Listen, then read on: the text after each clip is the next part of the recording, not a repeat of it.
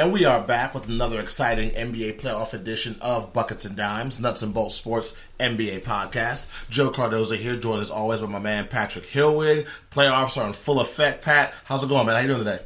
Man, there's so much basketball been going on. Like, I just can't wrap my head around some of the games that I've been watching lately. I stayed up late last night. That might have another reason for it as well. Watching that Rockets Warriors game. That was just a great game. I mean, they've all been great games so far, and I'm looking forward to seeing how each series ends when we get into the conference finals coming up.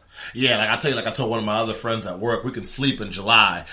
People on the East Coast are definitely getting punished if you're going to bed before those 10:30 games, because it seems like every time a Western Conference basketball game starts, you get a 4 overtime thriller, or you get the Warriors losing a 31-point lead to the Clippers. Don't go to sleep. This is not time to be sleeping. This is time for NBA playoff basketball. Catch up on your sleep in July and August when we find out who's going to be the NBA champion. And you can get some sleep caught up too during the finals, because most of those games start at a decent time. But yeah, like we talked about at the top of the show, NBA playoffs are in full effect. But before we get into the playoffs and start talking about the series and giving our opinions on different series, let's just go over a couple of news and notes here in the NBA, because we know the league never stops. You and I have been talking about it all season, Pat. I know I've been really passionate about the joke, which is the Phoenix Suns organization. Making moves now to stop being the laughingstock of the NBA. I mean, you got James Jones as their GM, and now the Phoenix Suns have hired a brand new coach as they bring in Monty Williams. He's going to be the coach of the Phoenix Suns. See if he can stop that 9-year drought of the Phoenix Suns not making the playoffs. Something else was going on in the league too. You saw Chicago Bulls as they signed an extension with Jim Ballin, so he's going to be the Chicago Bull head coach for next season. Hopefully that team can turn things around. I know Bulls fans are very excited about the NBA draft lottery, with dreams of potentially having Zion Williamson dancing in their head. And then, of course, you also had a funny one right here. We were talking about this before the show started. D'Angelo Russell, man. We all know that people that travel, if you have more than 22 ounces of liquid, you can't take it on the plane. I guess D. Loden got kind of confused, tried to use a secret compartment in his Arizona iced tea can to sneak some weed in the plane, got busted. This is a guy that was fighting for the NBA Most Improved Player award, took the Brooklyn Nets to the playoffs for the first time. But I mean, I said it when I read the article, and I'll say it again, Pat, and it's just part of the 2019, the world we live in with weed dispensaries all over the place. I don't really care about this. Like, to me, it's not a headline. No, absolutely not. I mean, it is, because we're talking about a guy that we've been talking about all year that really changed his career around this year and took the Brooklyn Nets to the playoffs this year. And you got to be smarter than that. You know, if you're going to be the guy that's going to be the guy for the franchise, moving forward, face of the franchise, you have to be smarter than that. When you get there, I'm sure you got friends wherever these cities are, because you've been traveling all year long.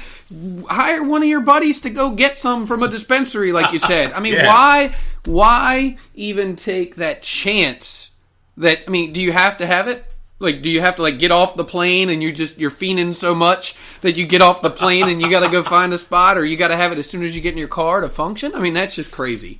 Yeah, that headline to me, I read it and I was like, oh, that sucks. Sucks to be him. And I mean, I'm pretty sure there's probably a sponsor or two that might raise an eyebrow, but America, we're a forgiving society. I'm pretty sure when it comes time to get an endorsement deal with this company or that company, that's not going to be something that's talked about. What news and notes did you have as well for yourself this week, Pat? Well, I had a couple of things. Of course, it looks like the Lakers are going to go with Tyronn Lue. We've been talking about all year long who's going to replace Luke Walton. Well, I won't say all year, but since it happened, and looks like they're really moving forward with Tyronn Lue. As you said before we got on here, they could happen today or tomorrow, so It's expected to happen soon. Marcus Smart came back for the Celtics. That's a big help for them with what the energy that he brings when he comes in the game. He's really good. You talk about another coaching position. Talk about the Grizzlies, and I just saw that Jerron Collins, a Warriors assistant, is actually interviewing for that job. So good for him. One other thing, last thing, we talk about the game and where it's at and all the three-pointers that are shot. Got a shout out to Kevin Durant, man. Kevin Durant actually just passed Kobe Bryant on the all-time playoff career three-pointers made. He's at 293. He's right behind Reggie Miller at 320. You're talking about Steph Curry at 409, already number one in the playoffs. Right. talk about Ray Allen at 385, and you talk about LeBron James at 370. So, Durant's definitely moving forward, and, he keeps playing the way he's been playing these last couple of games, and he's going to move up that list again before this postseason's over. Yeah, I think Kevin Durant has a lot of NBA postseason games left in his future. Perfect segue for us to start our NBA playoff talk. We're going to jump right into it with the Western Conference, where we have the Golden State Warriors have been taking on the Houston Rockets. This series is tied at 2 games apiece. The one thing that I will say before I let you give your thoughts on the series so far, Pat, is every game has been close. Yes, Golden State won the first 2 games in Golden State, but that could have gone either way. Rockets hit a shot here, a shot there, or get a key stop, and they could have won that game. And the same thing with some of the games in the 2 games in Houston. A shot here or a shot there or a deflected pass there, and the Warriors could have won one, or if not, both of those games in Houston as well. What are your thoughts on this series so far? My thoughts are, we kind of had this expectation with James Harden and what he did last year against that team, and all the questions of had Chris Paul not gotten hurt, would they have won that series, which I say yes. You really look at this, and I think what it comes down to, one, they're missing Cousins. The Warriors really do miss Cousins and his rebounding and his playmaking that he brought. He could pass the ball, full court pass on a dime. So they really do miss that. But I think the biggest thing is I think that with Curry, with Thompson, the energy that they're putting out on defense against Harden, against all those pick and rolls and all that stuff, I think that energy that they're putting there, it's diminishing the energy that they have from their offensive end, and you can see they're struggling. They are really struggling. I mean, especially last night, Curry had a chance to make a couple of shots. He did make a big one towards the end, but he had another open shot to tie the game at the very end. Yeah, Durant missed another. Now let's just say this: Durant is playing out of his mind. Hell yeah! He is. I mean, it is insane the way he's been playing since that series against the Clippers. I mean, he has just basically said, "Look, I am Kevin Durant. I am almost 7 feet tall, and I can shoot better than almost anybody in the NBA. I'm going to show you." And that's what he's doing. He's just rising up, and no one can get to him. And I think it's ironic, but him taking over the way he's taking over has also hurt Curry and Thompson, because I don't think they're able to get into that rhythm that they used to be able to get into. Because the ball seemed like when it gets to Kevin Durant, he's doing a lot of isolation. He's basically playing into the Harden isolation, where he's like, okay, you score, I'll score. You score, I'll score. And that's not what the Warriors basketball's been about. It hasn't been. Yep. That's how they've won their championships. They've used Iguodala. You know what I mean? Curry's come up big. Thompson's come up big. And I think that this series, it's tied right now 2-2. People were thinking it was going to be a sweep the way, the way it was going in Golden State. It just didn't look like Houston had enough. Where's Capella? If Capella can come through and have a big game, yeah, he's been. He's had some he's had some decent games, and he has had some nice blocks and everything like that. But he really hasn't had that standout game, in my opinion. Nope, not even a bit. And really looking at this series, it comes down to me, 2 players, Eric Gordon and Chris Paul. Those 2 guys. Obviously, James Harden and what he's done, but those 2 guys are really knocking down some big shots. Late in the game, Gordon's keeping them in there when Harden's struggling a little bit. And the funny thing is the whole eye thing that we talked about, where Draymond scratched his eye. It seems to me like that's actually helped Harden. He seems to me like he's more efficient. He's shooting better.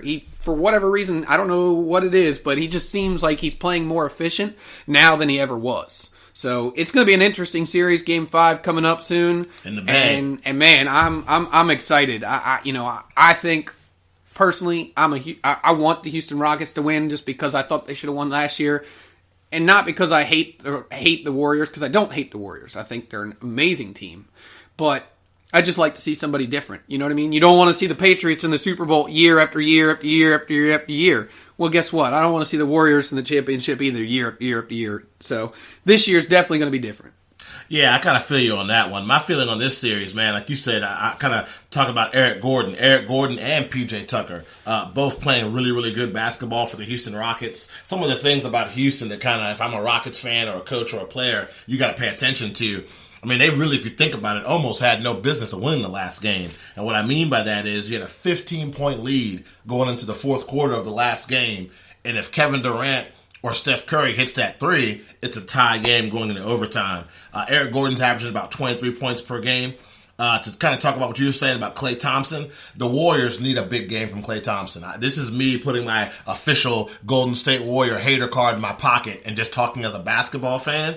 Klay Thompson is one of those guys that when he has a big game, the Warriors are a better team. I will never forget that series against Oklahoma State where I think he had like 37 points, hit like 8 or 10 threes, might have had 8 threes in the one quarter. This is a guy that right now, he's 8 for 26 from 3, and he's shooting 38% from behind the arc for the series, Klay Thompson, and only averaging 15 points per game. This guy is one of the elite, not just shooters, but elite players in the NBA. So I kind of hear what you're saying about that Kevin Durant thing. They got to go back to Warrior basketball, passing that ball around, finding the best shot. They definitely could use a person like DeMarcus Cousins because Houston's just playing a very physical brand of basketball. And I'm not sure if the Golden State Warriors, besides Andrew Bogut and Draymond Green, if they have the kind of guys that can survive and be really good in that kind of basketball. But when you got a 7-foot assassin that can shoot jump shots over anybody from anywhere on the court, it doesn't really matter. But you got to show up at the defensive end of the basketball court for those to be there. And I think that people that have been making jokes about Steph Curry missing the dunk, Steph Curry missing the layups, you got to chill. This guy's one of the greatest, if not the greatest shooters of all time, and one of the best players in the NBA. This comes from a guy that we all know does not like Golden State, but I like basketball. And Steph Curry is a really good basketball player. Him missing a dunk here or a layup there does not make that guy one of the worst players in NBA history at all. I did see a meme and it said something like it was. It said, you have one chance to make it or whatever. Who are you betting on? Are you betting on Steph Curry on dunk, or are you betting on Ben Simmons for a free throw? And I was like, come on, that's pretty harsh. That's a good one. That's a good one. It's pretty funny. I like that. So yeah, this series is tied up at 2 games apiece. Game 5 is going to be in Golden State. We'll have to see what happens there. I said it every show. I've been saying it all season. Please, basketball gods, allow Chris Paul to stay healthy for one more game because I just want no excuses. However this series ends up going, whether it's Golden State wins or Houston wins, just no excuses. I want guys to be as healthy as they can be so teams can't say we would have won if only we had X. I don't want that. I want teams to be at full strength. I know guys are banged up. Something, too, you didn't mention, Pat, with Steph Curry struggling with his shot. I wonder if that had to do with the dislocated finger. I know he has a dislocated finger. I wonder how much that's affecting his shot. And then we had a couple of guys that were banged up last game. And Iguodala with the knee. We'll have to see if that affects him at all. We also had James Harden take a really big knock on the head. And Kevin Durant had an elbow. He had a sleeve and had his elbow wrapped post-game. After Game 4. So those are all things we have to take a look at when we go to Game 5 in Golden State. Sticking in the Western Conference, let's move on to the Portland Trail Blazers and the Denver Nuggets. I think you and I would agree, Pat, probably the most exciting series that we've seen so far in the second round. I mean, they're all exciting, but this to me is top dog. This series as well is tied at 2 games apiece. Man, what can you say? I mean, Jokic is just a walking triple-double. This guy has the most triple-doubles so far as a first-year player in the NBA playoffs since Magic Johnson, and I have no doubt he'll tie and pass Magic before the Nuggets get eliminated. He's that good, and he's having that much of an effect on the game. It's cool for everybody to get a chance to meet Jamal Murray. Jamal Murray is a guy that a lot of people don't talk about. He's been playing outstanding basketball, leading the Denver Nuggets right now. Big-time win on the road for Denver. I mean, you're talking about the Portland Trail Blazers, fun fact. Since like the beginning of January, 22-2 at home, the Blazers. So for the Nuggets to go in there and win a game, it means something. So this series is tied up at 2 apiece, and we had that 4 OT class that we talked about.